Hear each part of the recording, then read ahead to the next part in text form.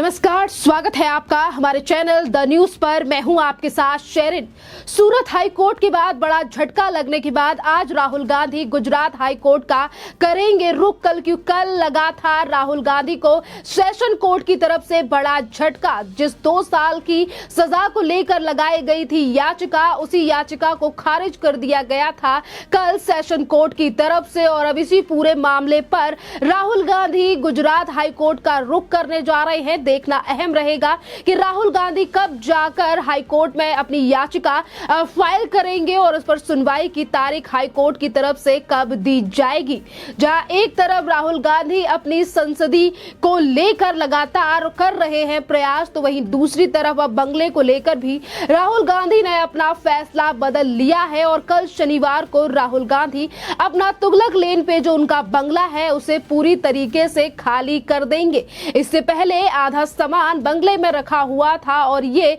जताया जा रहा था कि शायद सेशन कोर्ट से राहत मिलने के बाद राहुल गांधी की संसदीय जो है वो बहाल हो जाएगी और उसके बाद राहुल गांधी को अपना बंगला नहीं छोड़ना पड़ेगा। पर अब सेशन कोर्ट का जो फैसला कल सामने आया था उसके बाद अब राहुल गांधी ने ये फैसला कर लिया है कि अब वो पूरा बंगला कल ही खाली कर देंगे और उनका पूरा सामान जो है वो उनकी मां सोनिया गांधी के घर पर शिफ्ट कर दिया जाएगा। एक के बाद एक बड़ा झटका राहुल गांधी को लगता हुआ नजर आ रहा है, क्योंकि कल जो सेशन कोर्ट की तरफ से राहुल गांधी को बड़ा झटका लगा था, जिसके बाद कांग्रेस के कई बड़े नेताओं ने कहा कि हमारे पास जो भी प्रयास हैं हम उन सभी प्रयासों को करेंगे और राहुल गांधी को लेकर राहुल गांधी की इस लड़ाई में हम उनके साथ हैं। जिसमें तमाम नेताओं ने ये ट्वीट और कमेंट किया और राहुल गांधी के साथ खड़े हुए दिखाई दिए। तो वहीं दूसरी तरफ भारतीय जनता पार्टी ने भी कल राहुल गांधी के ऊपर निशाना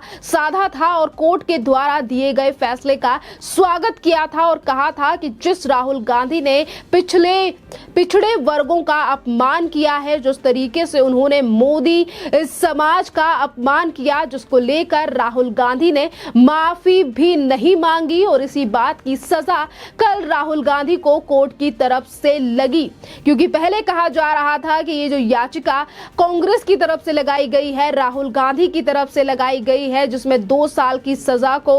रद्द करने के लिए याचिका लगाई गई थी। ऐसा लग रहा था कि शायद सेशन कोर्ट की तरफ से राहुल गांधी को बड़ी राहत मिल सकती है, क्योंकि इसी सेशन कोर्ट की तरफ से राहुल गांधी को पहले भी इसी मामले में जो है वो जमानत दी गई थी। पर अब राहुल गांधी की मुश्किलें बढ़ती हुई नजर आ रही हैं उस मामले को लेकर जो उन्होंने कर्नाटका के चुनावों को लेकर, यानी कि 2019 में ये बयान दिया था, जो कि कर्नाटका बेंगलोर में थे उस समय पर राहुल गांधी। और राहुल गांधी ने ये चीजें कही थी कि हर चोर का सरनेम मोदी ही क्यों होता है और आप अगर इधर उधर नजर डालेंगे तो शायद 1-2 मोदी और निकल आए। और उसी के बाद राहुल गांधी की लगी मुश्किलें बढ़ने, क्योंकि बीजेपी के गुजरात से ही विधायक पूर्णेश मोदी की तरफ से ये याचिका कोर्ट में लगाई गई थी, जिसका राहुल गांधी को शायद अंदेशा भी नहीं था कि ये याचिका और ये बयान जो है वो राहुल गांधी को कुछ सालों बाद इतना ज्यादा भारी पड़ सकता है।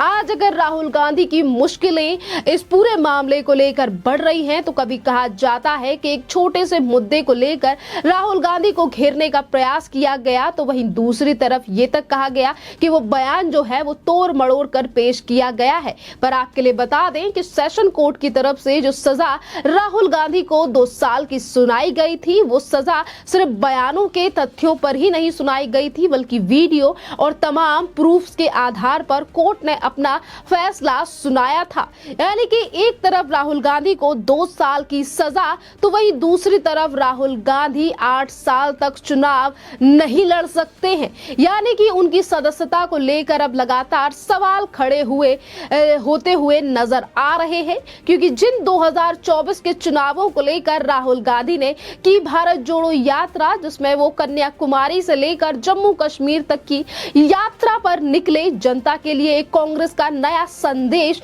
और राहुल गांधी और कांग्रेस की तरफ से देने का प्रयास किया गया। पर अब क्या होगा जब 2024 में ही राहुल गांधी नहीं लड़ पाएंगे लोकसभा के चुनाव, जिसको लेकर कांग्रेस के तमाम नेता और भारत जोड़ो यात्रा में लगाए गए थे ये नारे कि राहुल गांधी 2024 में बनेंगे प्रधानमंत्री तो छोड़िए, अब राहुल गांधी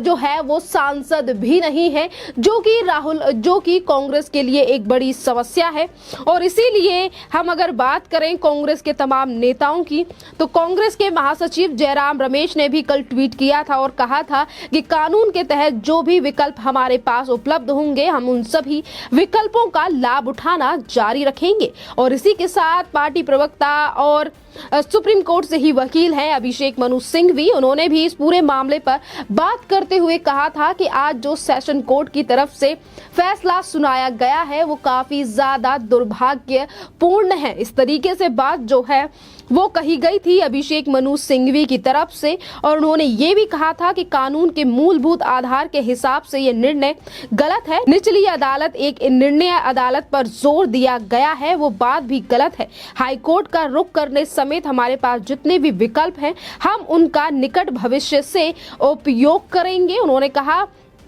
कि गलत कानूनी आधार पर जो निचली और सत्र अदालत के 2 निर्णय आए हैं उसको चुनौती दी जाएगी। हमें विश्वास है कि कानूनी रूप से गलत को ठीक किया जाएगा। यानी कि उनकी तरफ से कहा गया कि कल जो सेशन कोर्ट की तरफ से फैसला सुनाया गया, जिसमें ज्यादा लंबी सुनवाई तो नहीं हुई, सिर्फ इतना ही कोर्ट ने कहकर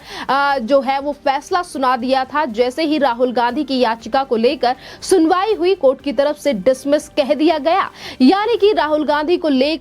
जो है वो कोर्ट ने ये फैसला सुनाया, याचिका खारिज कर दी गई, जिससे राहुल गांधी और कांग्रेस के तमाम बड़े नेताओं को ये बड़ा झटका है। जैसा कि मैंने पहले जिक्र किया, देखना अहम रहेगा कि राहुल गांधी अब कब जाएंगे हाई कोर्ट में और कब जाकर डेट जो है वो हाई कोर्ट की तरफ से, यानी कि गुजरात हाई कोर्ट की तरफ से दी जाएगी राहुल गांधी को अगली सुनवाई को लेकर, क्योंकि कांग्रेस के नेता लगातार प्रयास कर रहे हैं कि राहुल गांधी की संसदीय को बहाल करा दिया जाए, क्योंकि 2024 के चुनाव नजदीक हैं। अगर इसी तरीके का हाल रहा तो 2024 तो छोड़िए, शायद 2025 में भी राहुल गांधी चुनाव नहीं लड़ पाएंगे। और यही बड़ा कारण है जिसकी वजह से राहुल गांधी और कांग्रेस के वरिष्ठ नेता जो हैं वो ये कह रहे हैं कि हम वो सब प्रयास करेंगे, उन तमाम चीजों का इस्तेमाल करेंगे जिन चीजों से हम लाभ उठा सकते हैं और राहुल गांधी की सदस्यता जो है उसे बहाल करा सकते हैं। आपके लिए बता दें, राहुल गांधी केरल के वायनाड से सांसद थे, जिसके बाद उन्होंने वहां से चुनाव भी लड़े हैं और वहां से वो जीते भी, क्योंकि उन्होंने इसी तमाम चीजों को देखते हुए वायनाड को चुना था। पर आज राहुल गांधी वायनाड से भी हाथ धो चुके हैं। अब इसी के साथ अगर हम बात करें कि राहुल गांधी का वो बयान जिस पर पहले कहा गया था कि राहुल गांधी को माफी मांग लेनी चाहिए, ना ही तो राहुल गांधी ने पहले इस पूरे मामले पर माफी मांगी और ना ही तो राहुल गांधी ने तब माफी मांगी जब सेशन कोर्ट की तरफ से राहुल गांधी को 2 साल की सजा सुनाई गई। तब भी राहुल गांधी ने इन चीजों का जिक्र किया कि मैं गांधी हूं, मैं सावरकर नहीं हूं और मैं माफी नहीं मांगूंगा। बस इन्हीं तमाम बयानों के चलते अब राहुल गांधी की मुश्किलें लगातार बढ़ती हुई नजर आ रही हैं, क्योंकि सेशन कोर्ट ने भी राहुल गांधी को सजा सुनाने से पहले इन चीजों का जिक्र किया था कि पहले भी सुप्रीम कोर्ट की तरफ से राहुल गांधी को कई बार ये सलाह दी गई है कि वो एक